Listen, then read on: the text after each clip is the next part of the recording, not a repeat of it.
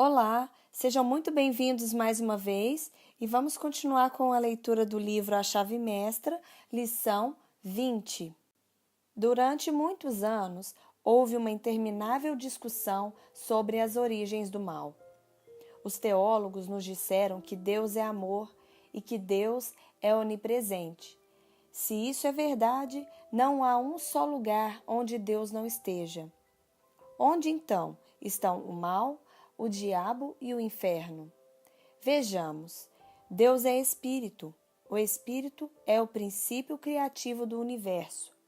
O homem foi feito à imagem e semelhança de Deus. O homem é, portanto, um ser espiritual. A única atividade que o espírito possui é o poder de pensar. O pensamento é, portanto, um processo criativo. Toda forma é, portanto, o resultado do processo de pensamento. A destruição da forma também deve ser o resultado do processo de pensamento. Representações fictícias da forma resultam do poder criativo do pensamento, como no hipnotismo. A representação aparente da forma é o resultado do poder criativo do pensamento, como no espiritualismo. A invenção, a organização e o trabalho construtivo de toda espécie resultam do poder criativo do pensamento, como na concentração. Quando o poder do pensamento se manifesta em benefício da humanidade, o resultado é chamado de bem. Quando o poder criativo do pensamento se manifesta de maneira destrutiva ou má, o resultado é chamado de mal. Isso indica a origem do bem e também a do mal. São simples palavras cunhadas para indicar a natureza do resultado do pensamento ou do processo criativo. O pensamento necessariamente precede e predetermina a ação. A ação precede e predetermina a condição. A lição 20 trará mais esclarecimentos acerca dessa relevante questão. O espírito de uma coisa, é necessariamente fixo, imutável e eterno. O espírito é você. Sem o espírito, você não seria nada. Ele se torna ativo quando você reconhece a ele e as suas possibilidades. Você pode possuir toda a riqueza do mundo cristão, mas se não a reconhecer e utilizar, ela não terá valor algum. O mesmo ocorre com o tesouro espiritual. Se você não o reconhecer e utilizar, ele não terá valor. A única e exclusiva condição do poder espiritual é o uso ou reconhecimento. Todas as coisas importantes vêm por intermédio do reconhecimento. O centro do poder é a consciência e o pensamento é o mensageiro dele. Esse mensageiro está constantemente moldando as realidades do mundo invisível para ajustá-las às condições e aos ambientes de nosso mundo objetivo. Pensar é o verdadeiro interesse da vida. O poder é o resultado. Durante todo o tempo, lidamos com o poder mágico do pensamento e da consciência. Que resultados você pode esperar enquanto estiver esquecido do poder que foi posto sob seu controle? Enquanto você agir assim, estará se limitando a condições superficiais e fazendo de si mesmo um animal de carga para aqueles que pensam, aqueles que reconhecem o próprio poder, aqueles que sabem que, se não nos dispusermos a pensar, teremos de trabalhar e que, quanto menos pensarmos, mais teremos de trabalhar e menos receberemos por nosso trabalho. O segredo do poder é a perfeita compreensão dos princípios, forças, métodos e combinações da mente e a perfeita compreensão de nossa relação com a mente universal. É bom lembrar que esse princípio é imutável. Se não fosse assim, não seria confiável. Todos os princípios são imutáveis. Essa estabilidade é a nossa oportunidade. Você é para ela o atributo ativo, o canal para a atividade.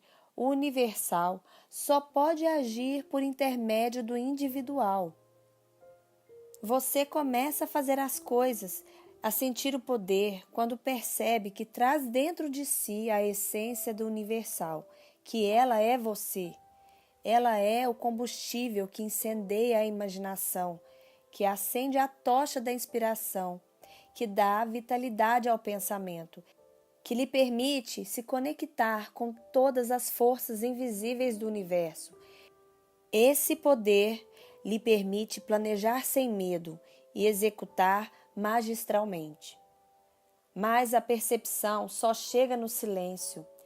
Essa parece a condição exigida para todos os grandes objetivos. Você é uma entidade visualizadora. A imaginação é a sua oficina.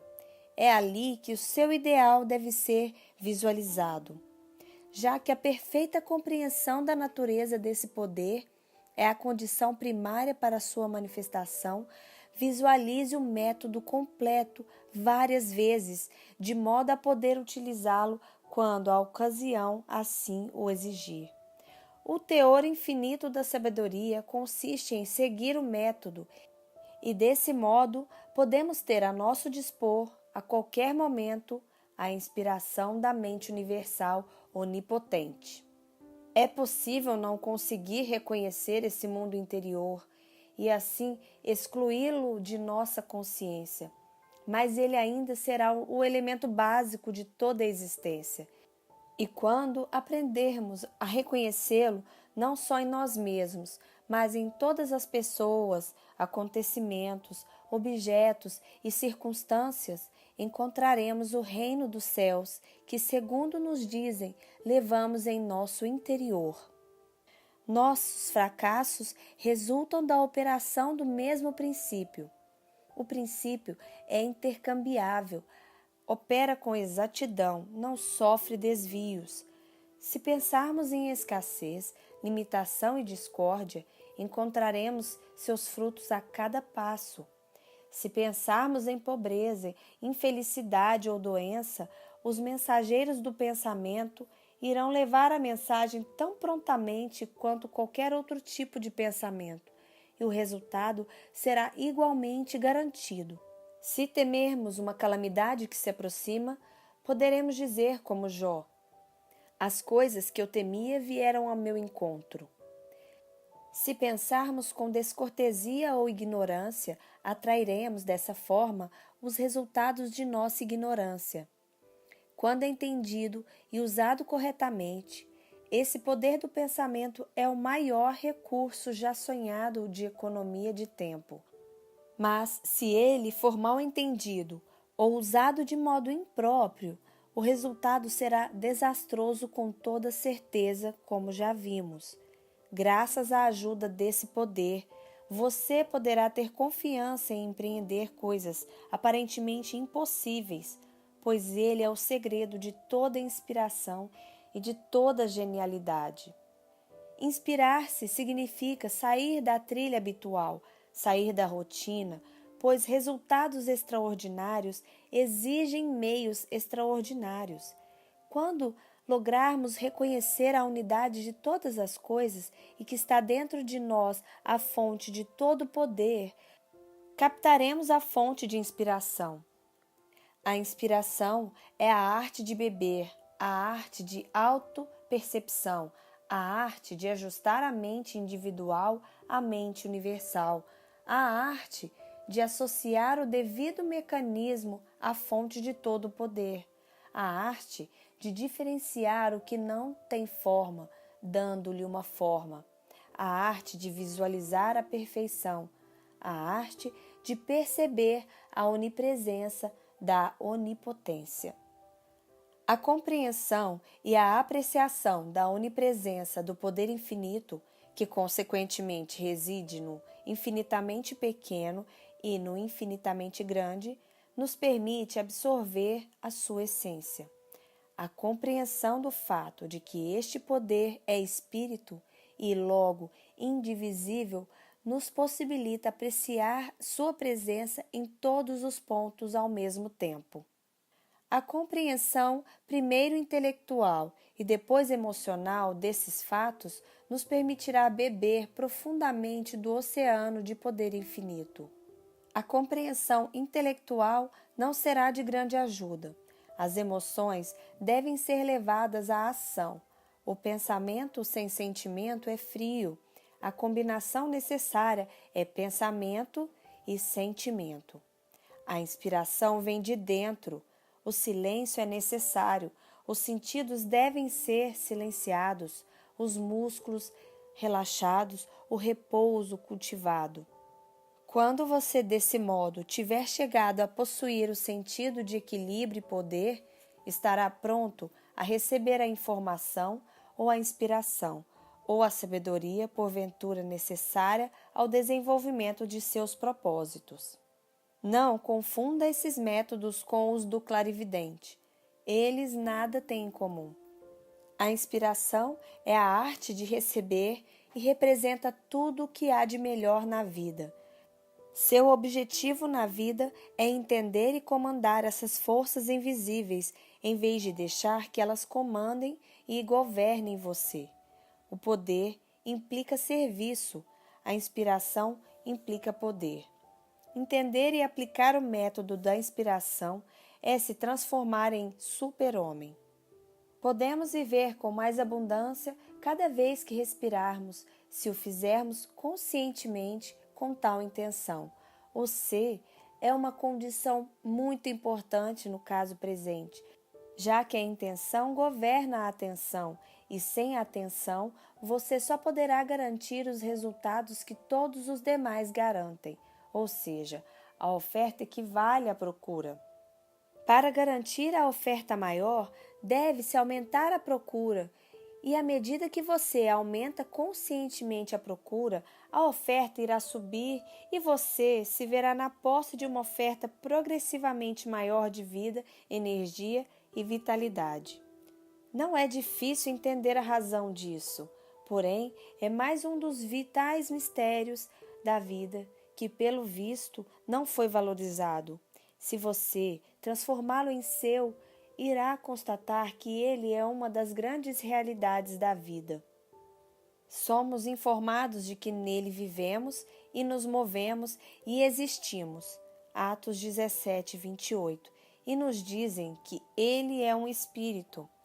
E novamente, que ele é amor. Portanto, cada vez que respiramos, esperamos dessa vida amor e espírito. Isto é a energia prânica ou éter prânico, sem o que não poderíamos existir um só momento. Ele é a energia cósmica, é a vida do plexo solar. Cada vez que respiramos, enchemos de ar os pulmões e, ao mesmo tempo, visualizamos o corpo com esse éter prânico, que é a própria vida, de modo que temos a oportunidade de fazer uma conexão consciente com toda a vida, toda a inteligência e toda substância.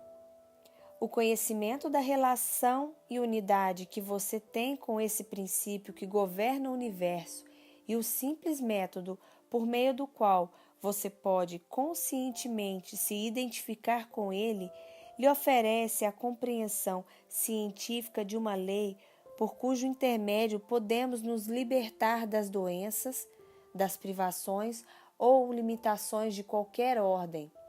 De fato, ela lhe permite receber o sopro de vida nas próprias narinas. Esse sopro de vida é uma realidade superconsciente. Ele é a essência dos eu sou. É o ser puro ou substância universal. E nossa unidade consciente com ele nos permite localizá-lo e, assim, exercer os poderes dessa energia criativa. O pensamento é a vibração criativa e a qualidade das condições criadas depende da qualidade de nosso pensamento, pois não podemos expressar poderes que ainda não possuímos.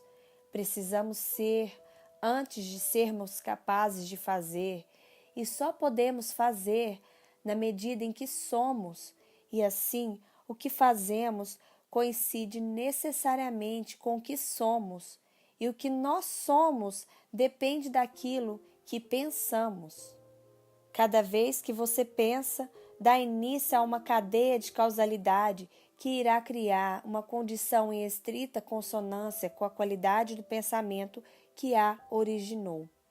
O pensamento que está em harmonia com a mente universal irá resultar em condições correspondentes. O pensamento destrutivo ou desarmônico irá produzir resultados correspondentes, mas a lei imutável não permitirá a você plantar um pensamento de uma espécie e colher o fruto de outra espécie. Você tem liberdade de usar esse maravilhoso poder criador a seu bel prazer, porém, deve arcar com as consequências. Este é o perigo advindo da chamada força de vontade.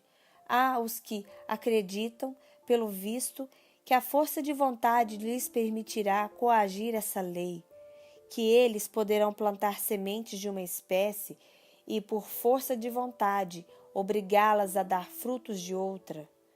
Mas o princípio fundamental do poder criativo reside no universal e, por conseguinte, a ideia de forçar uma concordância com as nossas aspirações pelo poder da vontade individual é uma inversão de conceito que talvez pareça ter sucesso por algum tempo, mas terminará fatalmente destinada ao fracasso, porque antagoniza o próprio poder que está tentando empregar. Isso é a tentativa individual de coação ao universal. É o finito em conflito com o infinito. Nosso permanente bem-estar estará mais bem conservado por uma cooperação consciente com o movimento de avanço contínuo do grande todo. Para o exercício desta semana, entre em silêncio e se concentre no fato de que as palavras nele vivemos e nos movemos e existimos são literal e cientificamente exatas, de que você é porque ele é, que se ele é onipresente, forçosamente estará em você, de que ele é tudo em tudo, você deve estar nele, de que ele é espírito e você foi feito à imagem e semelhança dele, que a única diferença entre o espírito dele e o seu é de grau, e que a parte deve ser o mesmo que o todo em espécie e qualidade. Quando você conseguir perceber isso com clareza, terá encontrado o segredo do poder criativo do pensamento, terá encontrado a origem do bem e do mal, terá encontrado o segredo do maravilhoso poder de concentração, terá encontrado a chave para resolver qualquer problema físico, financeiro ou ambiental.